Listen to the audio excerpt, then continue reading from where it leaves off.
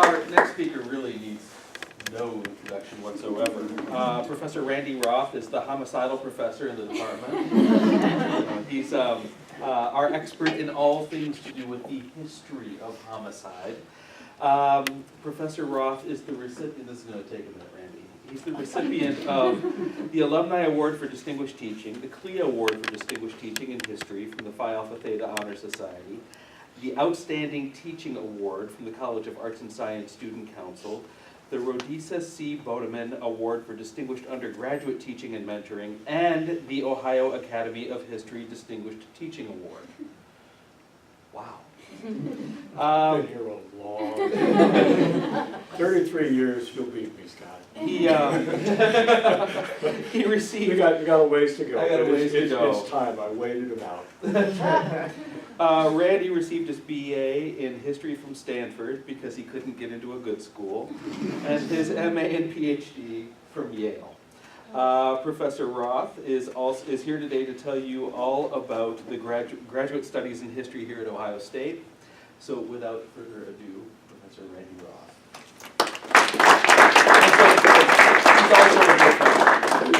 It's funny you said that, because getting into a good school. My mom, of course, my parents grew up pretty poor. My mom grew up on a farm.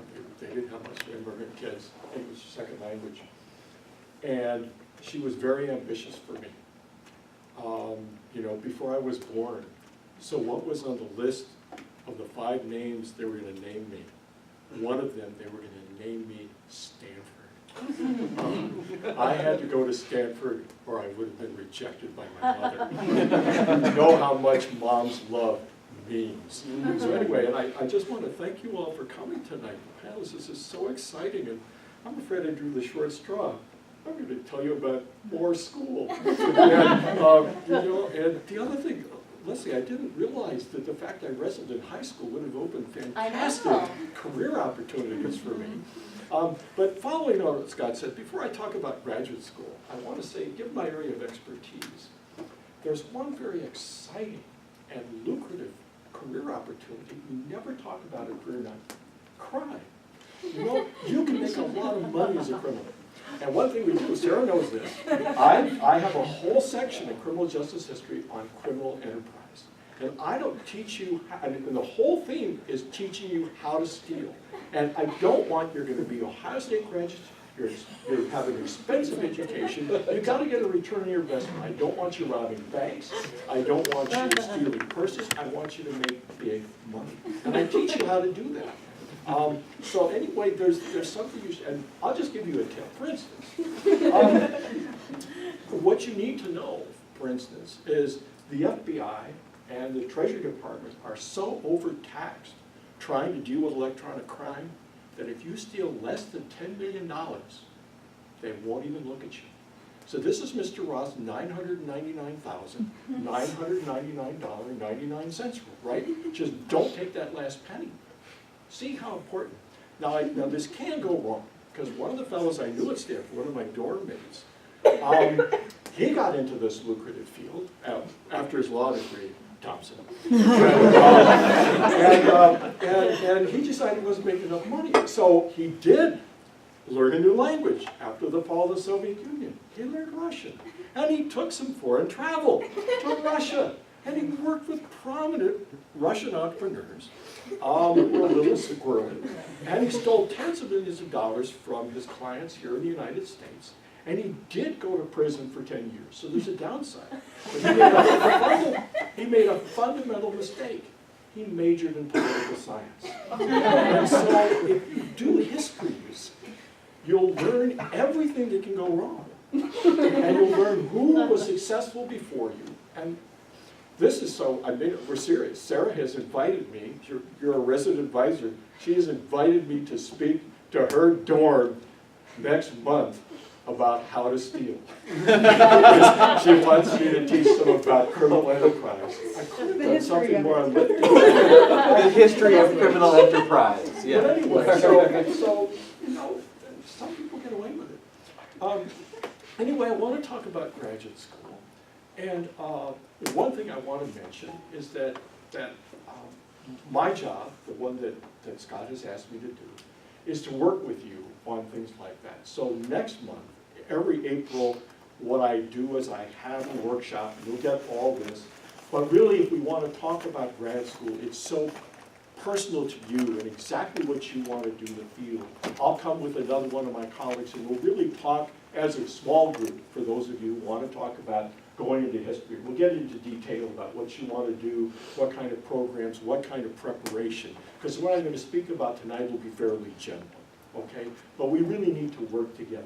And I want to put out a pitch to all of you as you look forward, those of you who are going to be applying next year to any kind of program. In the fall, Scott has asked me to run a workshop. We meet twice.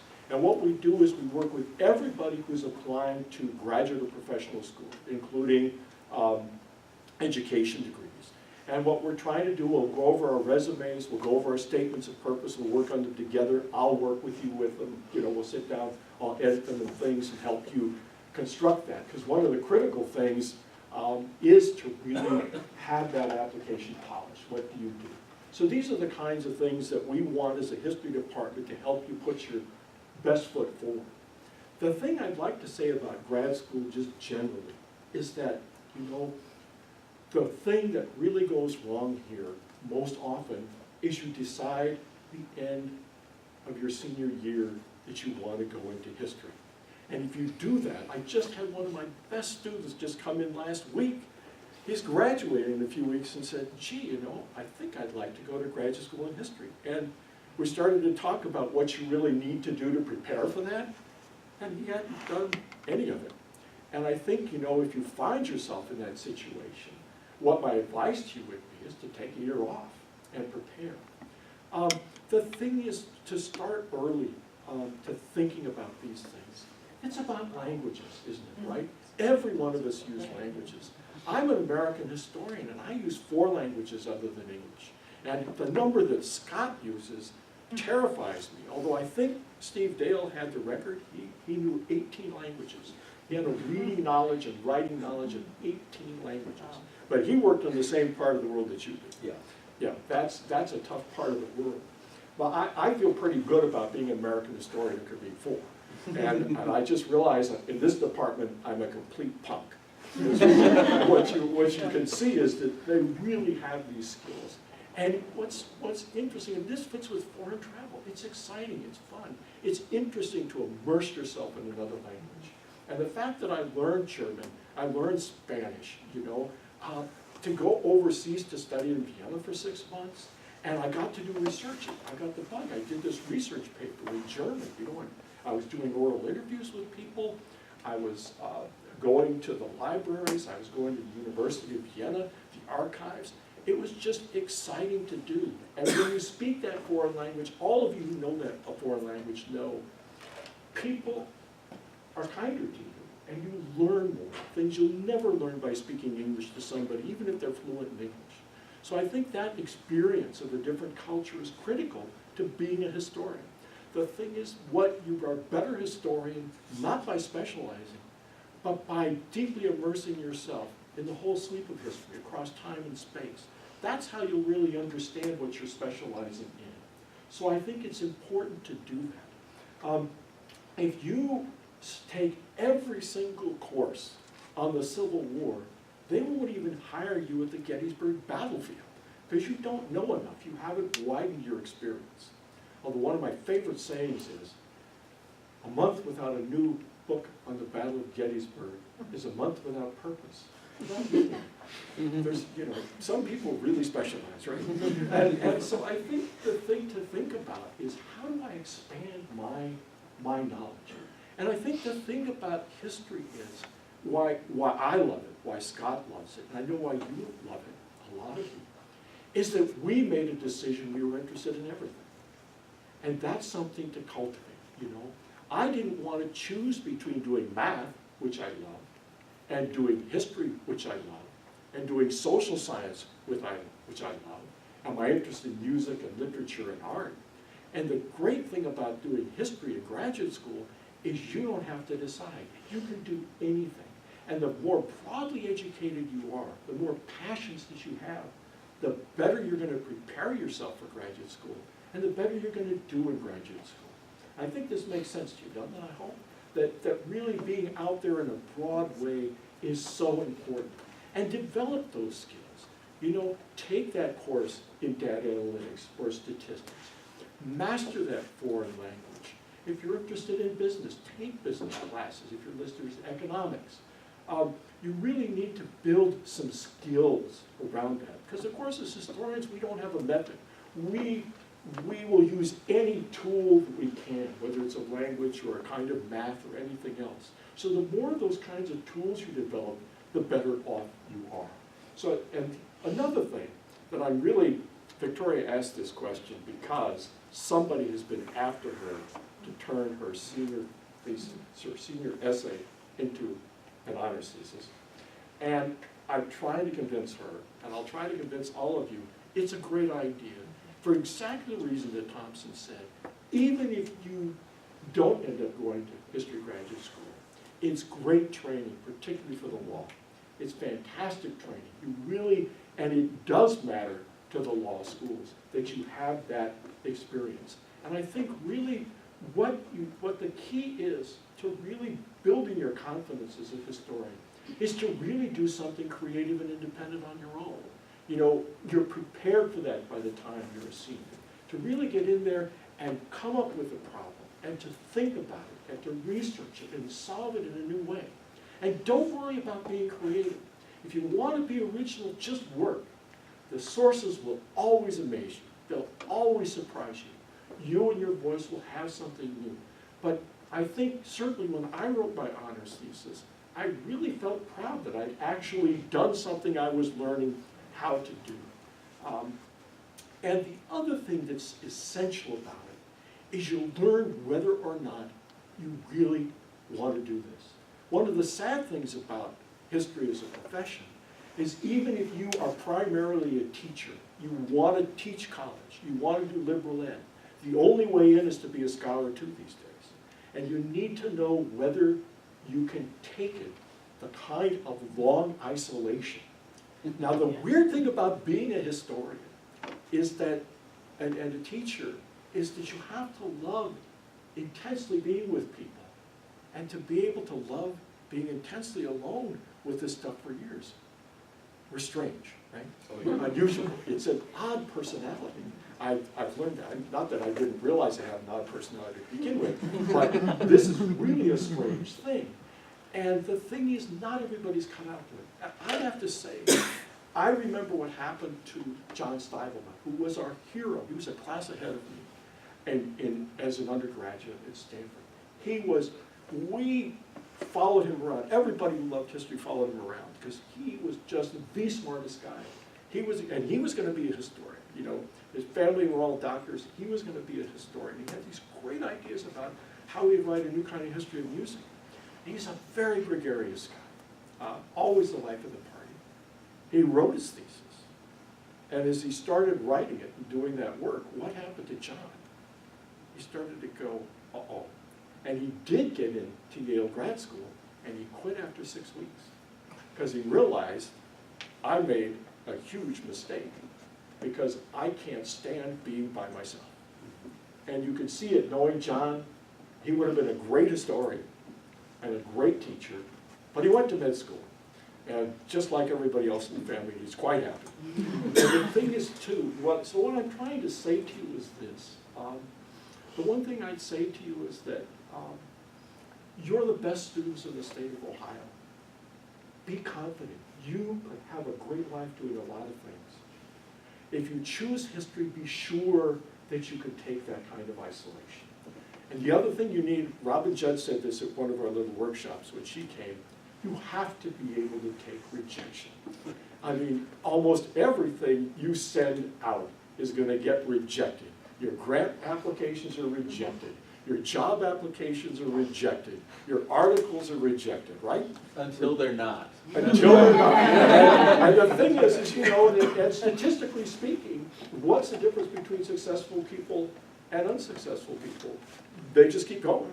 You take the rejection, you learn from it, you move on. But it's a kind of a tough life in that sense.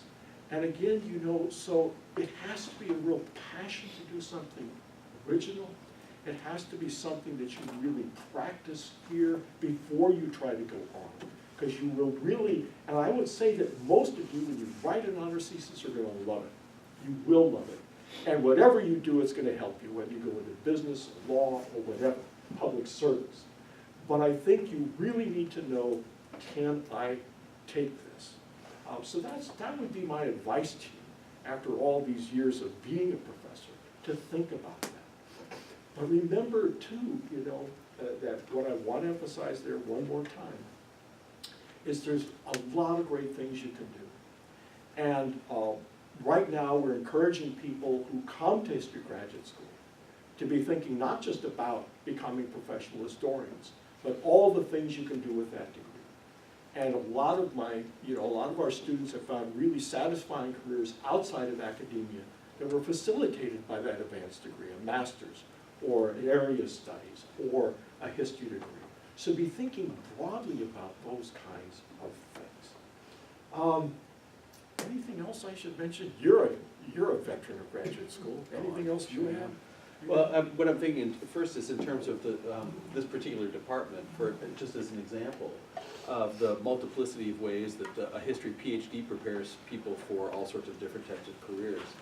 This department has a lot of really great strengths. It's one of the largest history departments in the country. There are a number that are larger, but not that many. There are an awful lot that are smaller. We are leaders in the country. We have two programs that are the strongest in the country. One is military history and the other is environmental history. Military history has been a strength in this department for a very long time, and we regularly train people in that field. They earn their PhDs and they find careers in, whether going back to the military, sometimes training at West Point. We have alumni who are teaching at West Point or other academies, or going at active duty, or working in all sorts of different areas of security services, working for government organizations or non-governmental organizations. With environmental humanities, or I'm sorry, environmental history, this is this is just in the last 10 years that we've become a national leader in that area. And you can imagine the applications in industry, in all sorts of different areas. So yeah, we do place lots of our graduates in academic positions, and we are preparing ourselves to place an increasing number of our graduates in non-academic careers as well. But I can say, my friends who majored in history with me, they had just great careers in journalism, in the law, in business, and all kinds of things. And so it really is an adaptable thing. It really is. And again, something to think about with the history PhD too, which goes with the military history program and many others, is it really prepares you for a career in government, public service. There's so many things you can do in public service. And I think about how many prominent American leaders, I could tick off a number of them, actually were PhDs in history. And you can see where it really helped them, except in one case. I won't talk about him. But otherwise, I think he went into politics because, his thesis I didn't like. And he got fired. He didn't get tenure, so that's why he inflicted himself in the American public. But everybody else really did, just an editorial remark. But everybody else I know who got a PhD has really done wonderful work, conservatives, liberals, whatever. It's not a politicized thing. And I think one of the things that is great about graduate studies, opening your mind, helping you not think in ideological terms, helping you think practically about things, helping you think about the future and help your students think about the future and what it might be. It really is a great career, I have to say. But you have to realize what the reality is. Because the reality is what I do in a day, or what Scott does in a day, 99.99% of the human beings on the face of the earth would hate what we do. Because it's hard, and there's that isolation. So think about that. As chair, it's just email, that's all it is. That's my vision of hell. I never volunteered to run the department. We should, some questions. Questions for Randy.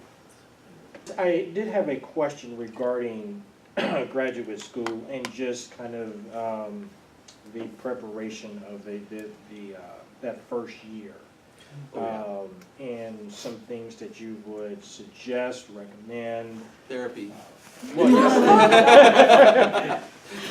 You realize we counted it, half of my entering class in graduate school was seeing a therapist by the end of the first year. Half. The first year is a challenge because you're working at a different rhythm. The expectations are higher and the pace of work is faster. It is exhilarating. It is drinking from a fire hose, you know? I mean, you've got your courses and you've got books that you're reading. There are strategies that successful graduate students will develop these strategies for how to gulp down that water out of that fire hose, right? How to digest the central arguments of books and a set of articles, and do that in half a day in order to be able to spend the other half that day working on the paper that is due for the other seminar that you're taking, this kind of juggling. You blink, the semester's over, you've written 150 pages of things, and you look at yourself and you say, oh my gosh, you know, and you take stock of what you've just learned, and it's exhilarating, and it's intoxicating, it's excruciating, but that's growing pains. That first year is the hardest one though. Second year, you got the rhythm down, and you got the strategies down. So keep your head down, stay sober, that's important, right? Because time, you need your time. And the thing is, you know, it's intimidating to go to school with people who are that smart. I mean, my best friend, she's won a MacArthur Genius Award, and she was winning New Yorker writing contests in her spare time in graduate school. So, you know, you gotta have a strong sense that, well, I'm pretty good. You know? You got into Duke in Chicago, you're pretty good. You know, but I think what I'm trying to say here is that, it's gonna be, it is a hard thing. That first year, and it is a challenge. You just have to keep your spirits up, you know, and realize that, hard work does pay off in academia. It really does. And that, even if you start to feel that everybody can outsmart you, you can still outwork them. And that's always my motto. You may outsmart me, but I'll be darned if you're gonna outwork me. You should that's see what I learned. his homicide book is like that. Yeah. Other questions? Yeah. Hi, my name's Riley. I'm a third year here. I recently Good till there's time. We can work with you, Ryan. So I recently finished both my history and my political science major, and I'm kind of looking at what comes next, right? So a lot of what you were saying about kind of the intersectionality of history and how it pulls all these different elements of human experience together, it really resonated with me, right? But I've also, over the last couple months, felt very called towards public service. I've had an internship that has really just kind of set me on fire for that. Yeah. So I'm just wondering if you have any further advice regarding just the interplay between history and government and what to do. Basically. The thing is that I know of undergraduates here who've majored in history, who've gone to programs like the Glenn School in public administration, or gone to Georgetown, which has a great, Georgetown American University, the places in Washington, D.C., they are really connected to all of the government, all branches of it. And those are very exciting programs. And again, you won't be doing history, but that kind of non-ideological, anti-ideological, practical kind of critical thinking that you learn how to do, the kind of writing, being a good writer, is so important to that, that it's opened up just great careers for people in public service. And certainly, one of the things about history is, when you look at some of our most gifted, really most gifted political leaders in this country, really since its founding, so many of them had a keen interest in history. And so I would encourage you to think about politics too, actually running. It really, it really bothers me. I really want more Buckeyes to run. I went to Stanford, I went to Yale. You don't want those people in general running the country. And it's yes, there's a kind of elitism there. I mean, I've met some wonderful people who come from privilege, but we know everything. We know psychologically, we know it from history, we know it from tests, that power and privilege damages you. It undermines your empathy. We have experiments that demonstrate this. So I think the modesty that we Buckeyes have can hurt us because we don't think about running the country. But it would be better, I think, if we did. So what I'm really trying to say, Riley, is, sure, a master's in history could help you. A PhD in history could help you. But, you could go directly to that if you wanted to. I'm sure that you can do, like Sarah Paxley, one of our undergraduates, who's my advisee now, she's earned her JD, she's doing a JD, PhD. And I'm sure that there are places in public administration and government where you could do a very similar thing, either through the political science MA, PhD, or through history. So I think that, if you feel that passion, you really ought to follow it. And think about what that passion is telling you about being with people as opposed to this thing. It's not that I love being a teacher, and I love being with people. But and I must confess, the older I get, the more I think, gee, why did I do this? It is so isolating, but I still enjoy it, I can just go all day and just sit there and write, or just sit there. I can work, in the police departments, they'll let me work around the clock if I want, so I'll work 14 hours and just rivet it. And that's maybe not for you. That's what you have to ask yourself, right? Where do I want to spend my time? And that's actually the most important question that you have to answer. And once you answer it, you'll be able to work it out. Do I want a PhD? Do I want government? Do I want a combination? Thank you. Does that help? Yes. We've fallen a little bit behind in time, so I You remind you told me there's I going to be a would little fall bit of, back. there will be a little time at the end to ask questions of us if you have more questions specifically for Randy. But I want to make certain to save some time over here for Brandy.